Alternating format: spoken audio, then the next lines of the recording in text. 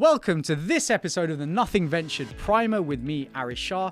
In these Primer episodes, we explore the insights and backgrounds of our guests to give you a bit of an idea of what they've been up to and how they got involved in the tech and venture ecosystem. Enjoy.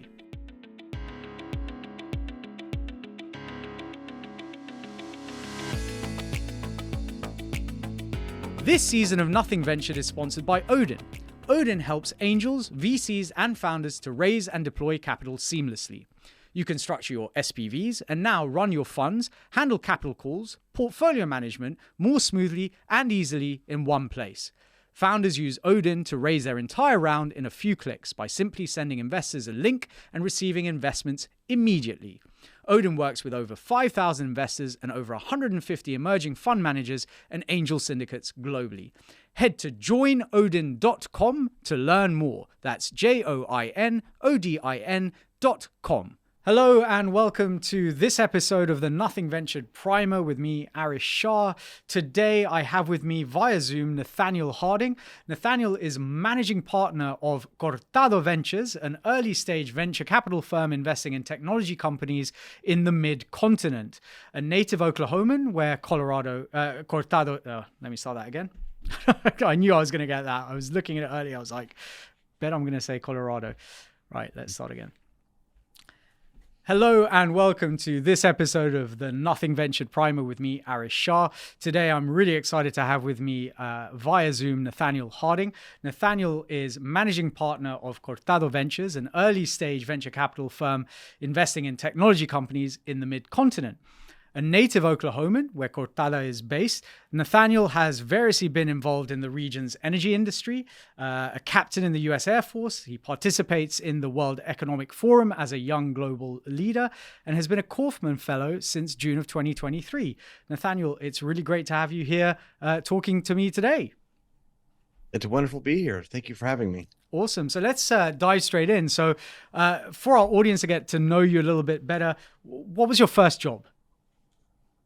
My first job was delivering mail at the school that I went to. So it was a boarding school. So that already kind of paints a picture for you. But yeah, I was literally just stuffing mailboxes, delivering mail.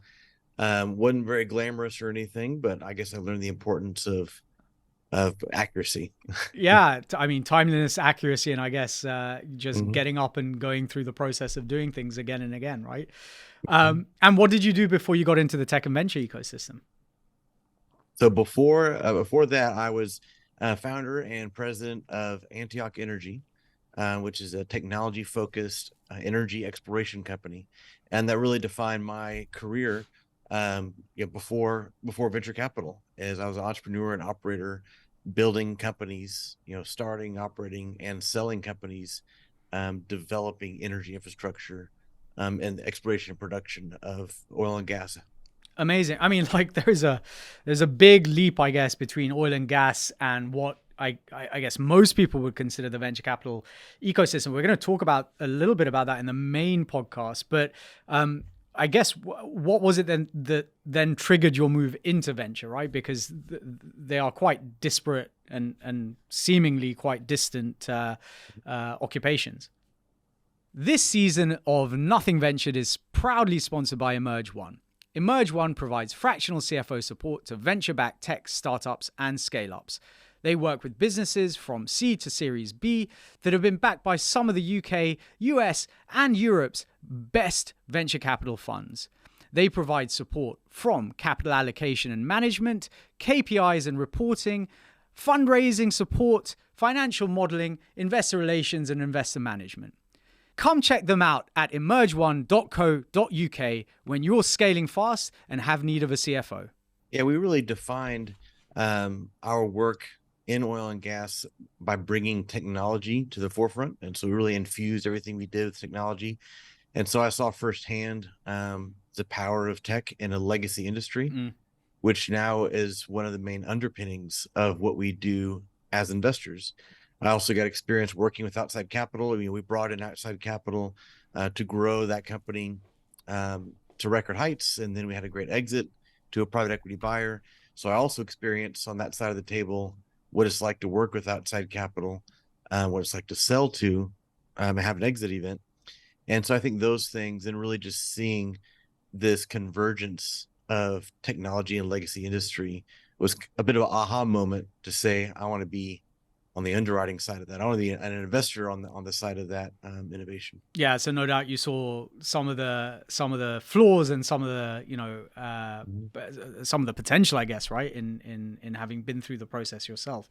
And so, what would you be doing, do you think, if you hadn't built Cortado Ventures? I think I'd be still working in energy, but very much on the technology and innovation side. And so, I'm an entrepreneur.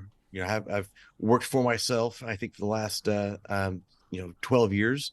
And but I very much, if I weren't doing Cortado Ventures, I would be, you know, starting or working for, deep tech energy startup. Because that's where my passion is really seeing the power and then the importance too. I mean, there's certainly an element.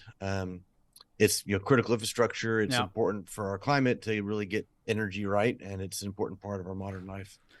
It is. I mean, here in the UK, we're seeing some political jostling around this subject, which I won't go into because it probably will bore the living daylights out of my audience. But I mean, as you say, massively important long term, kind of both from an infrastructure perspective as well as just a planetary well being perspective. So let's talk about Cortado Ventures as well a little bit. So could you give us a bit of a rundown of the fund? What is the AUM? I know that you recently closed your fund too, which I'm really excited for you about. But what is the total AUM? What sectors are you in? What geographies do you cover? What stages? What check sizes? Give us a bit of a flavor for Cortado, please. Sure. So Cortado Ventures is a seed stage firm, investing in a few thematic areas, including Industry 4.0. Mhm. So that includes energy, logistics, advanced manufacturing, future of work. That's all enterprise SaaS. And to us, it's a big focus on workflow automation. And the third area is life sciences. My partner, Mike Marotti, leads that effort. And seed stage investing, typical check sizes ranging from 250,000 to 2.5 million. We have preference to lead, but we can be very flexible in that regard. Definitely are very familiar with bringing in strategic investors that are well aligned. Set aside more than half the fund for follow-on, so we're fairly aggressive in follow-on, and have done so, in two follow-on rounds with many of our companies. And we do some pre-seed, some early Series A investing as well. And importantly, our geographic focus is an area that we call the mid-continent, um, which is literally the middle 7 states in the country. That's Oklahoma, Texas, Arkansas, Kansas, Missouri, Colorado, New Mexico. Um, those are all states that touch Oklahoma, but importantly, mid-continent is the word that is unfamiliar in venture capital, but is very familiar in this part of the country and in the energy space. Mhm. It describes what has historically been the most prolific oil and gas region in the U.S. Now it defines what we think is a very well-defined emerging market where we have a lot of experience, network and know-how. Yeah, and we're going to get into that actually in the main podcast because I mean, you and I have talked about sort of how underserved potentially that area is, right? Certainly in terms of venture capital, and it definitely is not on the radar of, I would argue, most people. Certainly here in the UK, obviously we understand West Coast, East Coast, but no one has ever talked about the mid continent. Certainly not to me, and this is the first time on this podcast we're hearing about it as well. And how large is the second fund which you just closed? Yes, yes, by AUM. Fund 2 is 80 million. Yeah, Fund 1 was amazing. 20 million. So that together with net asset value appreciation. So we're now over 110 million AUM. Amazing. And so that certainly puts us in, and that's been in 3 years. We've reached that 9-figure milestone. So very proud to be able to announce that Fund 2 with the 80 million seed fund. Awesome. And if you were to think about 3 startups, either inside or outside of the portfolio that you're really excited about today, what would those be?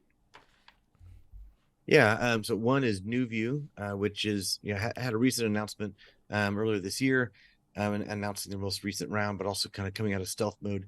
They use LiDAR and satellites to create high fidelity 3D imagery, which has application in energy infrastructure and agriculture and defense. So those are, it's a great platform, really impressive team, and love seeing what they're doing. Big things ahead for them. Another would be OPRO, which I think is a good indication of our approach. OPRO.ai uses AI, device diagnostic AI in refineries and manufacturing settings, improves efficiencies, lowers costs, lowers energy consumption as well. So that's very exciting for us to see, really what we view as the convergence of digital technology with legacy industry. Yeah. And then Recuro Health is one that is in our life sciences investments, and they really have a vision for a digital medical home. So in other words, bringing together all the different elements of at-home care, telehealth, at-home testing, and wearables under one platform. And originally founded by the same person, Michael Gorton, who founded Teladoc. Almost thinking this is Teladoc 2.0. It's really the next iteration, and they've had tremendous growth and recently announced a Series B. Amazing. Those sound like incredible businesses. NuView actually, and I think I think if I'm not mistaken, you may have mentioned this yourself, but NuView was given a shout out by Mike Palank from Mac Ventures, Mac Venture Capital, when he came on the podcast as well. I assume you're co-invested in that case with them as well, right? Yes, yeah, that's right. Yeah, great team over there at Mac as well. So listen, Nathaniel, this has been awesome. Can't wait to get deeper into some of these topics in the main podcast. But for the time being, thank you so much for joining me. Thank you. It's been a pleasure.